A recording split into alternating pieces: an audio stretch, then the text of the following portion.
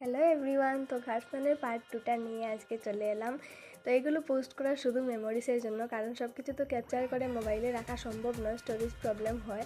তো তাই জন্য এগুলো ব্লগ বানিয়ে পোস্ট করি, যাতে আরও মানে কয়েক বছর পরেও দেখতে পারি, মনে করতে পারি, তাই জন্য সব কিছু পোস্ট করা। তো এখানে আগের ব্লগে তো তোমরা দেখেইছো সব কিছু। আর তারপরে নকশার যে রিচুয়ালসগুলো ওগুলো হলো। আর তারপরে শুরু হয়ে গেছিলো এখানে ধামাইল, যেহেতু আজকে লাস্ট অকেশন, তো সবাই মিলে একদম জোর কদমে ধামাইল দিচ্ছিলাম। তো রং টঙে সবাই ভূত হয়ে গেছে, দেখতেই পাচ্ছ। আর এটাই আজকে লাস্ট। তো তারপরে এখানে ধামাইল টামাইল শেষ হয়ে বউকে নিয়ে পুকুরে যাওয়ার পালা, বউ মাছ টাছ কাটবে এগুলো আর কি। সাথে সবাই গিয়েছিলাম।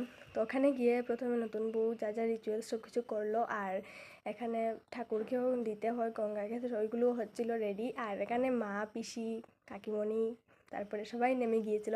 মা উস্তাদ, মা সবাইকে নিয়ে নেমে গিয়েছিল সাঁতার কাটতে। তো কম্পিটিশান চলছিল এখানে মা আর মিষ্টি পিসুর মধ্যে। তারপরে এখানে মিষ্টি কাকু নেমে গেল।